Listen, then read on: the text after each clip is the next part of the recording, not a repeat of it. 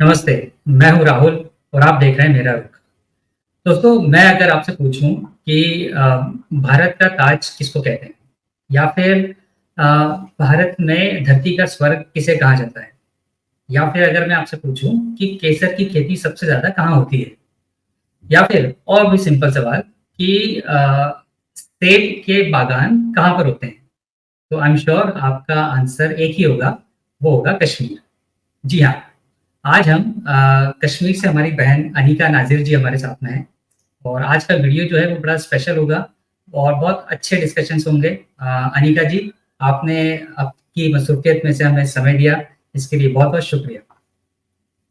Thank you so much Rahul ji मुझे अपनी channel पे बुलाने के लिए और मेरे ओपिनियंस को जानने के लिए अपने चैनल के थ्रू उसे टेलीकास्ट करने के लिए बहुत-बहुत शुक्रिया। Thank you. अनिका जी, हमने अभी देखा रिसेंटली लगभग 1 महीने के दरमियान प्राइम मिनिस्टर मोदी पहले जम्मू विज़िट पे गए, फिर उसके बाद वो श्रीनगर विज़िट पे आए। तो इस पूरे विज़िट को आप किस तरह से देखती हैं? उस पूरे कश्मीर रीजन के लिए, कश्मीर एज़ अ स्टेट के लिए उन डेवलपमेंट प्रोजेक्ट्स की कितनी इम्पोर्टेंस है जो प्राइम मिनिस्टर ने वहाँ पे अनाउंस किए और जो प्राइम मिनिस्टर की विज़िट है, उसका कितना इम्पोर्टेंस है वहाँ पर, उस पूरे रीजन में? अगर आप कुछ आपके थॉट्स शेयर कर सकें। देखिए मैंने पहले भी अपने एक ट्वीट के ज़रिए से ये लिखा था कि जो प्राइम मिनिस्टर नरेंद्र मोदी जी का जो विज़िट है हमारे जे-एंड-के में, मैं एज़ एन इंडिविजुअल इसे एक कैजुअल इवेंट नहीं देखती हूँ। ये एक बहुत बड़ा इवेंट है या ये एक क्या हम क कहते हैं कि उन नैरेटिव्स को ब्रेक डाउन करने का एक वो विज़िट होगा जो हमेशा कश्मीर के रिगार्डिंग बनाए जाते हैं या क्लेम किए जाते हैं that Kashmir is still a conflict ridden zone और यहाँ पे लोगों को इस चीज़ की आज़ादी नहीं है, मज़हबी आज़ादी नहीं है, वो आज़ादी नहीं है, ये आज़ादी नहीं है। तो ये एक फाइनल टेस्टमेंट था उस नैरेटिव के लिए जो कश्मीर पे क्लेम किया जाता है हमेशा से, कि जी, कश्मीर में हालात अभी भी खराब है। तो प्राइम मिनिस्टर का इस खित्ते में आना एक ज़ाहिर-सी बात है लोगों ने people were looking forward to it कि अब प्राइम मिनिस्टर इतने टाइम के बाद I think after so many years एक ऐसा इवेंट हुआ जहाँ प्राइम मिनिस्टर खुद आ रहे हैं after G20 and other events जो कश्मीर में हो रहे हैं काफ़ी सालों से। प्राइम मिनिस्टर का यहाँ आना एक इसने एक होप जो है इंस्टिल की लोगों के मन में, उनके ज़हनों में कि अब वो आएँगे कश्मीर तो ज़ाहिर-सी बात है हमारे लिए कुछ तो होगा, कश्मीर के लिए अगर कुछ भी रहे हैं हमारे इश्यूज़ अभी भी, चाहे वो अनएम्प्लॉयमेंट को लेकर है या बाकी चीज़ें हैं या हमारी स्टेटहुड रिस्टोर करने की बात है या यहाँ पर इलेक्शंस होने की बात है, उस हवाले से भी लोगों ने एक आशा जो है वो दिखाई कि जो प्राइम मिनिस्टर यहाँ आ रहे हैं, हम उन्हें सुनेंगे और वो क्या बताएँगे अपनी स्पीच में कश्मीर के रिगार्डिंग। तो एज़ एन इंडिविजुअल और अगर मैं लोगों के हिसाब से देखूँ कितने लोगों ने काफ़ी सारे लोगों ने इसमें पार्टिसिपेट किया, बहुत दूर-दूर गाँव से लोग आए थे और उनकी स्पीच सुनने के लिए। जैसे उसमें से एक एंटरप्रेन्योर नाज़िम जिसका नाम है, जी। जो हनी प्रोडक्शन का काम करते हैं और गवर्नमेंट स्कीम से ही उसने ये काम जो है शुरू किया है। उसने भी हिस्सा लिया और रूबरू हुए प्राइम मिनिस्टर से या बाकी सारे लोग हैं जो उनसे मिले या उनका जो है वेलकम किया कश्मीर में। तो सबकी एक नज़र थी इस विज़िट पे कि किस तरीके से प्राइम मिनिस्टर जो है वो यहाँ आएँगे या क्या बताएँगे वो, क्या और वो हमें भेंट देंगे। तो जैसे जम्मू में उनका जो एक विज़िट हुआ वहाँ पे उन्होंने नए आईआईटीज़ और बाकी जो कॉलेजेस का जो है इनॉग्रेशन किया या हमारी जो रेलवे लाइन है अब संगलदान तक पहुँच चुकी है। जी, इट्स अ फाइनल और स्टेप बाकी रह गया है और जम्मू कश्मीर जो है रेस्ट ऑफ द कंट्री से डायरेक्टली कनेक्ट होगी क्योंकि कनेक्टिविटी की बहुत प्रॉब्लम थी। या और भी प्रोजेक्ट उन्होंने यहाँ पर जो इनॉगरेट किए तो लोग इसी की तरफ देख रहे थे। और भी कुछ चीज़ें थी लोगों के ज़हन में, शायद आने वाले समय में वो इन चीज़ों पर बात करेंगे या इन चीज़ों का जो प्रस्ताव है लोगों के सामने रखेंगे या उनके लिए और भी काम करेंगे। बट ऑलरेडी बहुत सारी स्कीम्स और बहुत सारी जो चीज़ें हैं यहाँ कश्मीर में काफ़ी टाइम से चल रही हैं। फिर वो चाहे एंटरप्रेन्योरशिप को लेकर हो जो कश्मीर में नेक्स्ट इम्पॉसिबल था पहले क्योंकि यहाँ पर हम एंटरप्रेन्योरशिप के बारे में नहीं सोचते थे या स्टार्टअप्स छोटे-छोटे स्टार्टअप्स के बारे में नहीं सोचते थे क्योंकि हमें पता था यहाँ पे हालात खराब है और इन सब चीज़ों के बाद हमारा बिज़नेस यहाँ पे नहीं चलेगा। We were wholly and solely dependent on government jobs. हम गवर्नमेंट जॉब्स के एग्ज़ाम्स देते थे या उनमें चले जाते थे, तब जाके हमारी जो गवर्नमेंट जॉब मिलती थी या कुछ और चीज़ें हम करते थे। तो वो एक माहौल बनाना या फिर इन सब चीज़ों का इनॉगरेशन करना लोग people were looking at it और आगे आने वाले समय में भी उनकी बहुत आशाएँ हैं, चाहे वो रिक्रूटमेंट को लेकर हो या बाकी चीज़ें हैं। बहुत सारे ऐसे हमारे डिपार्टमेंट्स हैं, चाहे वो रहबर खेल हो या बाकी हो, जिनके रिक्रूटमेंट में अभी भी उनको लग रहा है कि उनकी रिक्रूटमेंट जो है परमानेंट नहीं है और वो काफ़ी सालों से राइट, अभी जॉब कर रहे हैं। तो इन चीज़ों को लेकर अभी भी लोग जो है उनकी एक उम्मीद है प्राइम मिनिस्टर से कि इस पर भी वो बात करेंगे। So this was all over about right. PM लोग जो है और उनकी तरफ देख रहे थे। हुँ। राइट, और मैंने मैंने एक चीज़ जो ऑब्ज़र्व करी देखी उस दिन जो जो उनकी स्पीच थी, जो उनका पूरा प्रोग्राम था, वो भी मैंने बड़े क्लोज़ली वॉच किया, देखा। अ जो जो भीड़ वहाँ पे रही थी, जो लोग उन्हें सुनने के लिए आए थे, वो ऐसे नहीं थे कि जिन्हें लोगों को बुलाया गया है, वो खुद अपने मर्ज़ी से वहाँ पर आए थे और उन्हें सुनना चाहते थे। और ये सुनना चाहते थे कि वो कितने अच्छे से कनेक्ट एस्टेब्लिश कर पाते हैं लोगों के साथ में और क्या चीज़ें वो सौगात दे के जाते हैं और क्या चीज़ें वो बोलते हैं और शायद वो कनेक्ट एस्टेब्लिश बहुत अच्छे से हुआ, मुझे लगता है। फिर वो जम्मू का विज़िट हो, चाहे वो श्रीनगर का विज़िट हो। बिल्कुल, और जो आपने अभी जो चीज़ें बताई, वो चीज़ें एक कंस्ट्रक्टिव और पॉज़िटिव वे में आगे बढ़ रही है, ऐसा मुझे लगता है।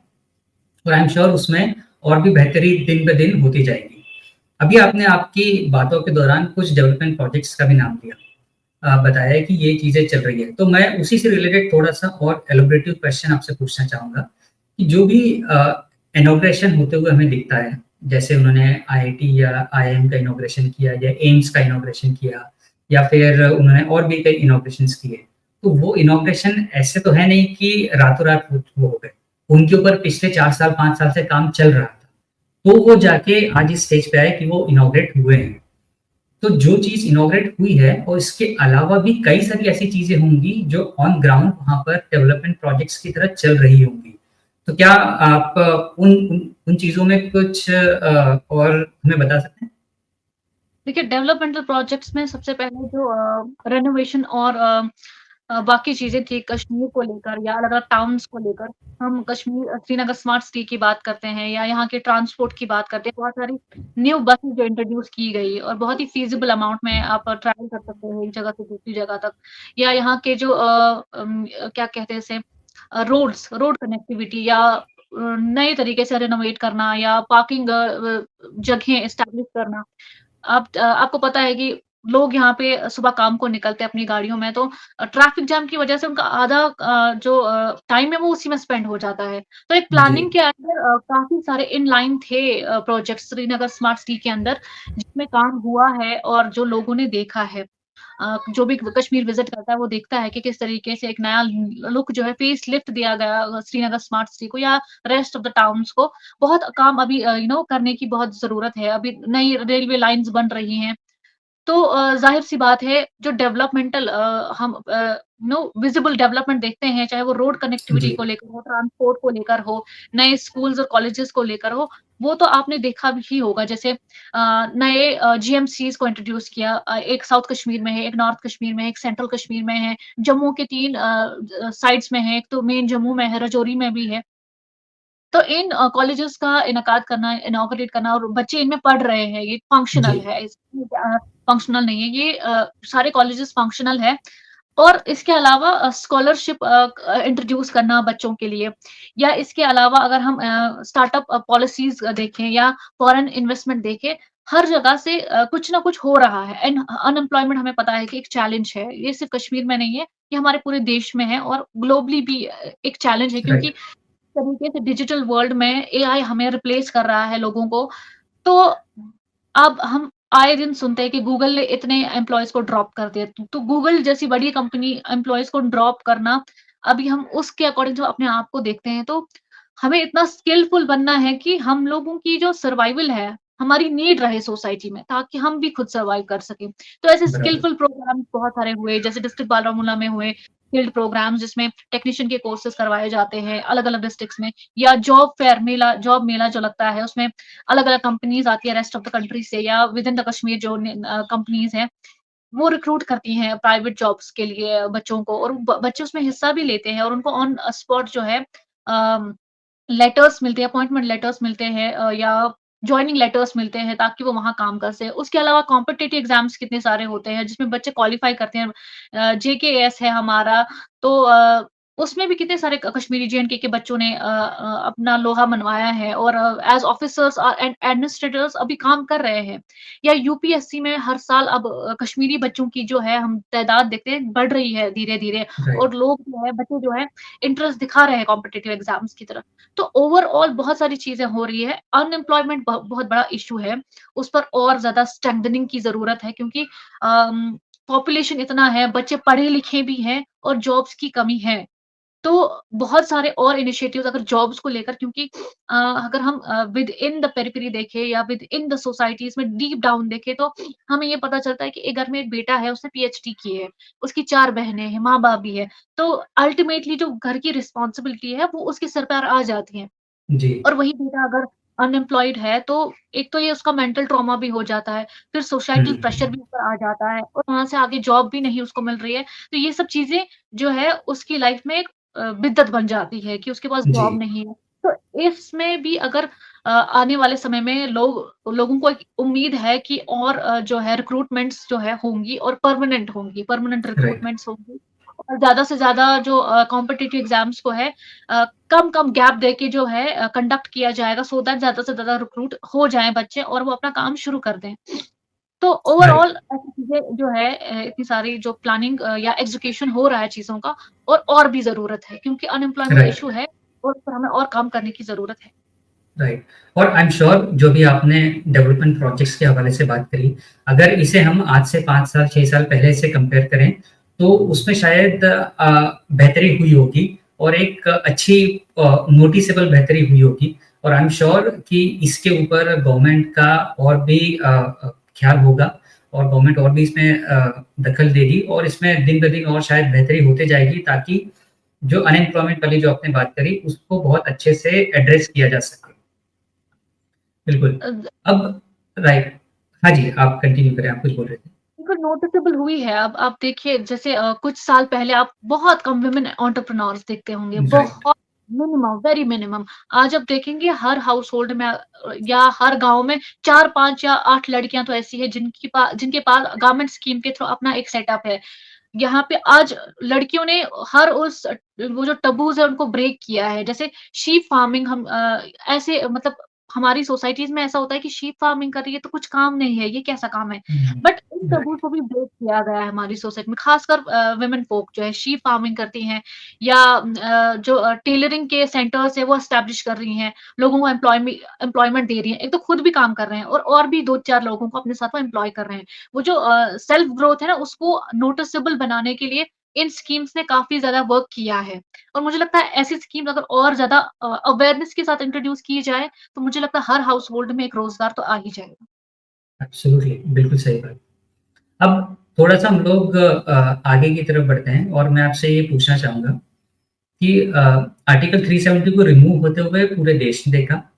कश्मीर ने उस पूरी रीजन ने उसे एक्सपीरियंस किया और साथ ही उसके बाद में जो-जो चीज़ें होते गई, फिर वो प्रोग्रेस की हो, डेवलपमेंट की हो, आगे बढ़ने की हो, बेहतरी की हो, उसे भी सब लोगों ने देखा।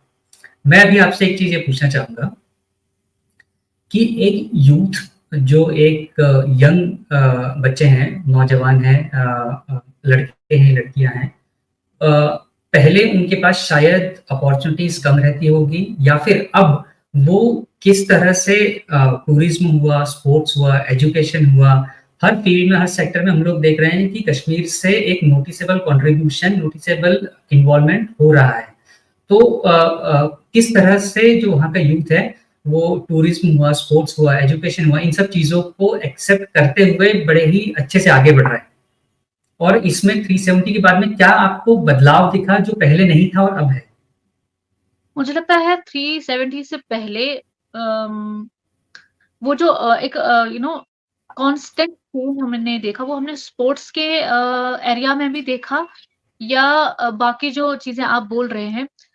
अब देखिए क्रिकेटर आमिर एक पैरा एथलीट है, उसको हमने रिसेंटली सचिन जी, तेंदुलकर के साथ ऐसे ग्राउंड में खेलते हुए देखा।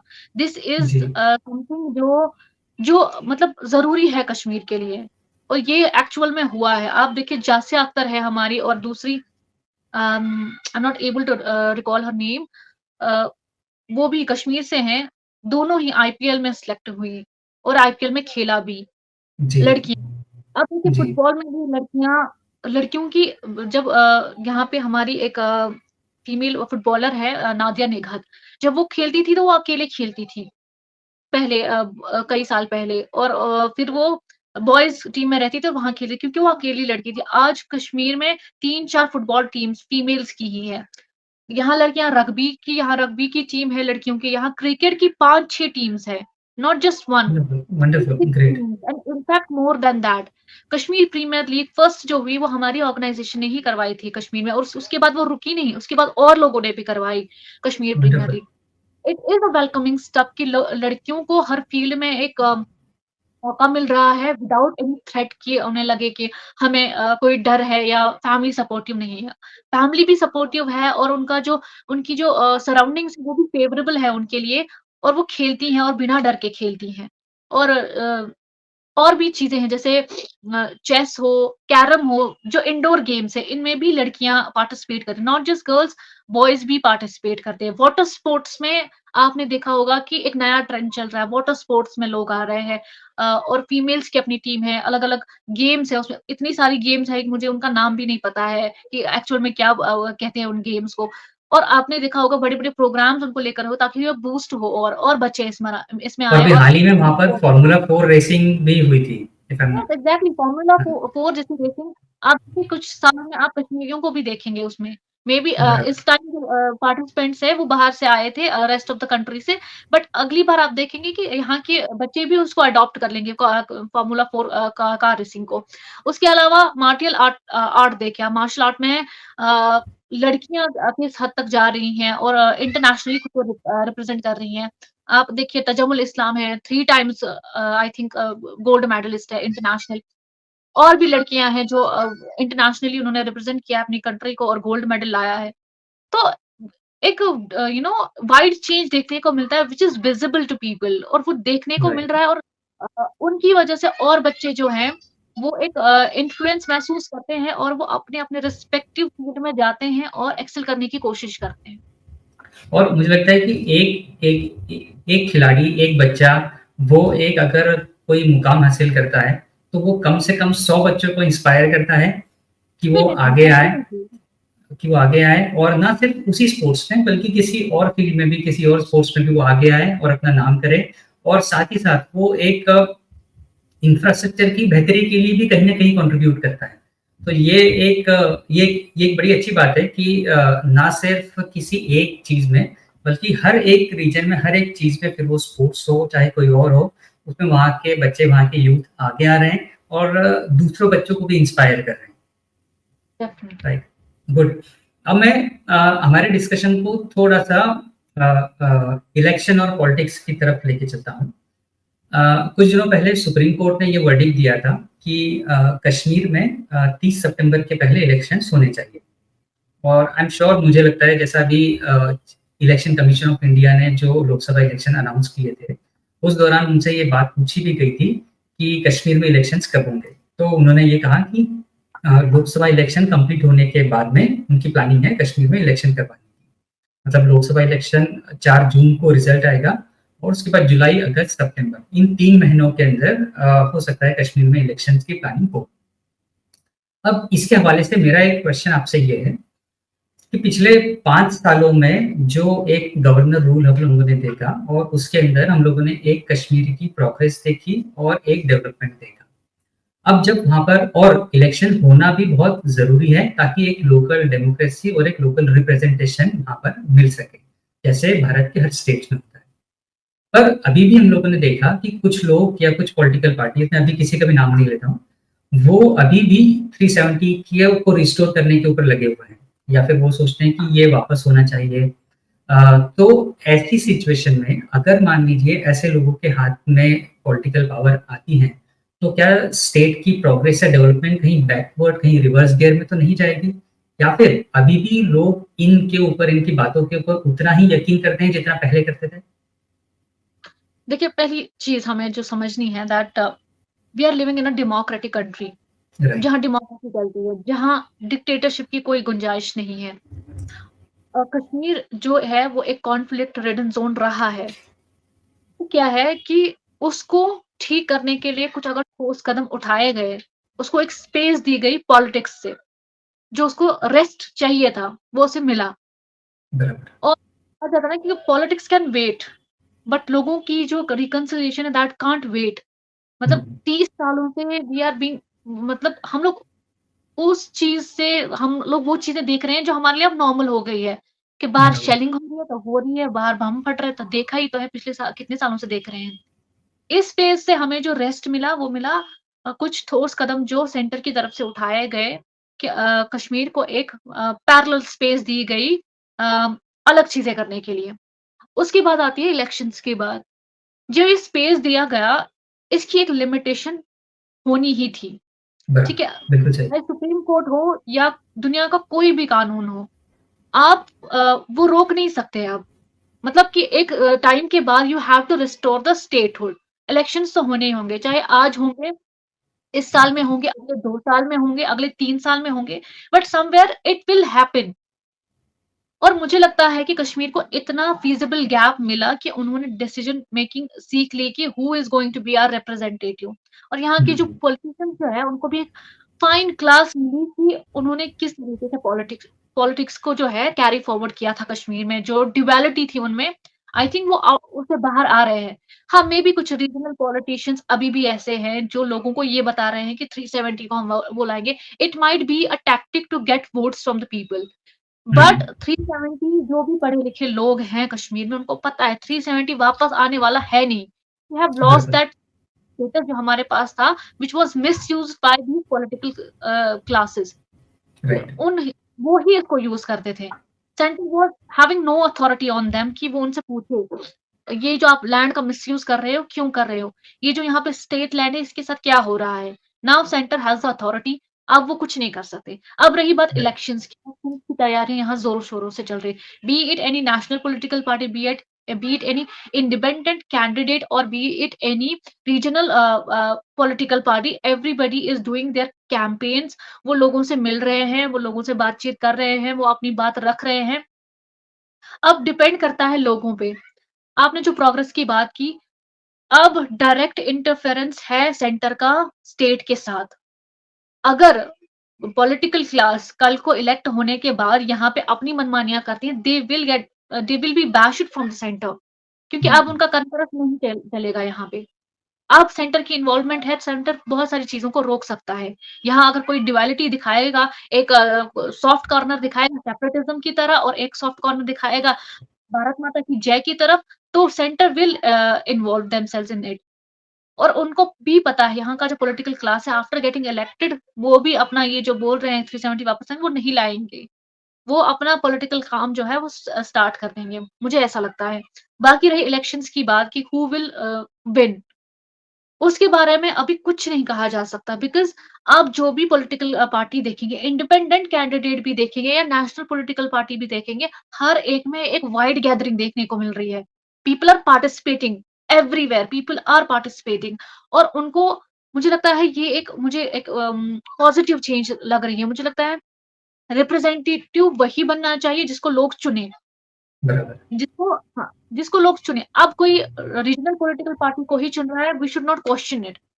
We should accept at least कि लोगों ने इसी को ही चुना है, तो लोग, जिन लोगों ने मेजॉरिटी के साथ इनको चुना है, तो वही इसके सर्कमस्टेंसेस देखेंगे। उन्होंने कुछ सोचकर ही चुना होगा। लेकिन उसके बारे में भी हम कुछ नहीं कह सकते कि कौन मैक्सिमम सीट से आगे बढ़ेगा या फिर से कोएलिशन गवर्नमेंट बनेगी असेंबली इलेक्शंस के बाद अगर वो हुए तो। अभी पार्लियामेंट्री इलेक्शंस में कौन-कौन, अभी आप देखेंगे कि सीट शेयरिंग की बात आई तो मतभेद शुरू हो गए पीएचईडी में, बराबर, फ्रेंडशिप टूट गई।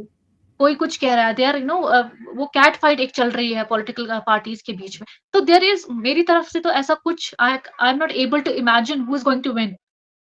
बट एवरीवेयर जो भी पॉलिटिकल क्लास है उनमें पार्टिसिपेशन हो रहा है, तो मुझे वो एक पॉजिटिव चीज़ दिख रही है कि लोग जो है उनमें एक बेदारी हुई है कि अपना जो हमारा राइट टू वोट है, हमारा फंडामेंटल राइट है, वो हमें एक्सरसाइज़ करना है। वो एक्सरसाइज़ करने में कोई बुरी बात नहीं है, हमें वो एक्सरसाइज़ करना चाहिए। अब वो कहाँ एक्सरसाइज़ करते हैं वो हमें रिजल्ट्स के बाद ही पता चलेगा। एग्ज़ैक्टली, एग्ज़ैक्टली और यही चीज़ एक डेमोक्रेसी की जमहूरियत की खूबसूरती होती है कि लोगों के पास वो हक होता है, वो राइट होता है और वो उनकी मर्ज़ी होती है कि वो कहाँ पर और किस तरह से अपना रिप्रेजेंटेटिव सिलेक्ट करते हैं और फिर उसके बाद में जो उसकी फर्दर प्रोसेस है वो होती है। और ये आपने बड़ी अच्छी बात बताई कि लोगों में ये एक इंटरेस्ट आ रहा है, फिर वो भले इंडिपेंडेंट कैंडिडेट हो, नेशनल पार्टी हो, रीजनल पार्टी हो, कहीं पर भी हो, लोग वो बात सुन रहे हैं, समझ रहे हैं और उस जमहूरियत की प्रोसेस को इन्वॉल्व होके एन्जॉय कर रहे हैं। तो ये एक बड़ी अच्छी बात है, जो आपने बताई और ये एक बड़ा पॉजिटिव और कंस्ट्रक्टिव चेंज जो अभी फिलहाल हो रहा है, ये मुझे ऐसा लगता है और आई एम श्योर इस पूरी प्रोसेस के बाद में फिर वो लोकसभा का इलेक्शन हो, चाहे वो उसके बाद में स्टेट इलेक्शन हो जो भी गवर्नमेंट आएगी, वो कश्मीर की और उस रीजन की बेहतरी के लिए ही काम करेगी। तो आगे मैं आपसे एक चीज़ और पूछता हूँ, ये मेरा लास्ट क्वेश्चन है आपसे सॉरी अगर डिस्कशन थोड़ा लंबा हो गया हो तो। अ, अभी हम लोगों ने बहुत सारी चीज़ों पे बात करी क्या डेवलपमेंट हुए हैं, फिर उसके बाद में इलेक्शंस के ऊपर थोड़ी-सी बात करी और थोड़ी जो फर्दर यूथ है, उसके ऊपर बात करी। अब मैं थोड़ी-सी एक चीज़ और आपसे पूछना चाहता हूँ, एक कन्क्लूसिव स्टेटमेंट की तरह। ऐसे और कौन-कौन सी चीज़ें हैं जो आपको लगता है जिनमें बेहतरी की गुंजाइश है Kashmir as a region, as a state के लिए और उनकी तरफ ध्यान दिया जाना चाहिए बड़ा ही प्रोमिनेंटली गवर्नमेंट की तरफ से ताकि इस रीजन में और फर्दर डेवलपमेंट और प्रोग्रेस अच्छे से हो सके? पहली बात मैं शुरू करती हूँ एजुकेशन से। एजुकेशन का जो सिस्टम है उसमें रिफॉर्म्स आने चाहिए वाइडली। जो एनरोलमेंट होता है स्कूल्स में फॉर-फ्लंग एरियाज़ में अभी भी उन पर में कुछ कोताही हो रही है। The right record is not being served in front of the government कि बच्चों का एनरोलमेंट बहुत कम है और वहाँ पे रिफॉर्म्स ग्रास रूट तक जाने चाहिए और रिफॉर्म्स जो है गवर्नमेंट स्कूल्स में आने चाहिए वाइडली। हुँ, अगर वहाँ पे बहुत सारा हुँ, हुँ। इन्वेस्टमेंट हो रहा है, तो वहाँ पे एक वाइड अम चेंज की ज़रूरत है ताकि जो एनरोलमेंट गवर्नमेंट स्कूल्स में वो ज़्यादा से ज़्यादा हो और बच्चों को जो है उससे फ़ायदा मिले और ईज़ी एक्सेसिबल एजुकेशन उनको मिले। रिफॉर्म्स की ज़रूरत है, क्वालिटी एजुकेशन को प्रमोट करने की ज़रूरत है और स्कूल्स में बचपन से ही अ, सेल्फ डिफेंस जैसी चीज़ों को इंट्रोड्यूस करना बहुत ज़रूरी है हर जगह वाइडली। सेकंड जी, थिंग इज़ पॉलिटिकल एम्पावरमेंट। हमारा जो पॉपुलेशन है उसमें एक वाइड हिस्सा जो है औरतें का कंस्ट्रक्ट करती हैं। उससे औरतें जो हैं उनका एक बहुत बड़ा इन्वॉल्वमेंट है। तो पॉलिटिकल एम्पावरमेंट की अवेयरनेस डीप रूट तक जानी चाहिए सो दैट औरतें जो है अपना पॉलिटिकल प्रोसेस में एक तो इन्वॉल्व हो या उसे प्रैक्टिस भी करें। मतलब पॉलिटिकल एम्पावरमेंट में औरतें ज़्यादा से ज़्यादा आगे आएँ। जो रिसेंटली देखा भी गया है कि औरतें जो है सामने आ रही हैं, तो राइट टू वोट को भी एक्सरसाइज़ करना चाहती हैं और दूसरा उस पॉलिटिकल प्रोसेस का हिस्सा भी बनना चाहती हैं। तो उसमें और स्ट्रेंथनिंग करने की ज़रूरत है और अवेयरनेस की ज़रूरत है और इन्वॉल्वमेंट की ज़रूरत है और प्रोग्राम्स की ज़रूरत है, जहाँ लोग जो है ख़ासकर औरतें जो हैं वो अवेयर हो सकें और उनकी पॉलिटिकल एम्पावरमेंट पे ध्यान दिया जा सके। Because I believe that half of the empowerment is completed when there is political empowerment of the woman. जब राइट, उसकी इक्वल रिप्रेजेंटेशन है सोसाइटी में, तो उसकी एम्पावरमेंट जो है, वो हम देख सकते हैं। Apart from that unemployment is the challenge उसके लिए और से ज़्यादा प्रोग्राम्स होने चाहिए, जॉब फेयर्स होने चाहिए, रिक्रूटमेंट्स होनी चाहिए। उसके अलावा जो पॉलिसी बनाई गई है स्टार्टअप्स को लेकर या एंटरप्रेन्योरशिप को लेके उसमें एक और फैक्टर है फॉरेन इन्वेस्टमेंट्स को इन्वॉल्व करना चाहिए। यहाँ से बच्चों को इतना एक्सेस मिलना चाहिए, वो इंटरनेशनली अपने प्रोडक्ट्स को जो है, वो प्रेज़ेंट कर सके, लोगों को दिखा सके। आई थिंक ये मेन चीज़ 4-5 चीज़ें हैं, बाकी डेवलपमेंटल प्रोजेक्ट्स को और स्ट्रेंथनिंग की ज़रूरत गाँव में है, विलेजेस में है। शहर तो डेवलप हो रहे हैं, गाँव भी डेवलप होने चाहिए, वहाँ की सड़कें जो है वो हायर जो हिली एरियाज़ हैं वहाँ तक पहुँचनी चाहिए या बाकी बेसिक फैसिलिटीज़ जो हैं, अभी उन पर काम किया जा रहा है। बहुत सारे ऐसे घर हैं अभी जिनमें पानी नहीं है, या बहुत सारे ऐसे हिली एरियाज़ पे घर है जहाँ तक पानी पहुँचाया गया है, तो इन बेसिक यूटिलिटीज़ जो है, इन फैसिलिटीज़ जो है, इनका ख़्याल रखा जाना चाहिए।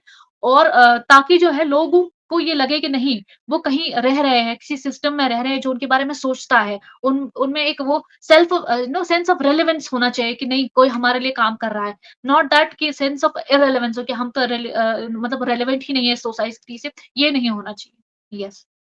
बिल्कुल बिल्कुल सही है और ऐसा ही है और आई एम श्योर कि आने वाले कुछ समय में जो चीज़ें आपने बताई कि किन चीज़ों में बेहतरी की गुंजाइश है, उन चीज़ों पर काम होते हुए, उन चीज़ों पर काम करते हुए और साथ ही जिन चीज़ों पर ऑलरेडी भी काम हो रहा है, वो जब अमल में आएँगे, इन सब चीज़ों के कॉम्बिनेशन के थ्रू आने वाले समय में मुझे लगता है शायद 5 से 6 सालों में, 7 सालों में एक कश्मीर एक ऐसा रीजन बनेगा जो इंडियन इकोनॉमी में एक नोटिसेबल कंट्रीब्यूशन करने के लिए एक लीडिंग स्टेट की तरह आगे बढ़ेगा।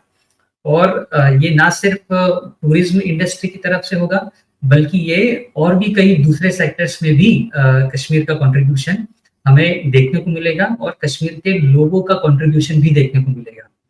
तो इसी बात के साथ में आज मैं आपके समय के लिए बहुत-बहुत शुक्रिया कहता हूँ कि अभी रमज़ान भी चल रहे हैं और रोज़े भी हैं। इसमें से भी आपने आपकी मसरूफ़ियत में से हमारे चैनल के लिए, व्यूअर्स के लिए समय निकाला और आपकी इतनी कंस्ट्रक्टिव, पॉज़िटिव बातें शेयर करी, जिससे एक्चुअली में लोगों को पता पड़ता है कि क्या अच्छा हुआ है और क्या अच्छा और होने की ज़रूरत है, दोनों ही चीज़ें। सो आपका बहुत-बहुत शुक्रिया और उम्मीद है मुस्तकबिल में भी किसी और टॉपिक के साथ में आपसे फिर एक कंस्ट्रक्टिव डिस्कशन करने को मिलेगा। Thank you so much. धन्यवाद।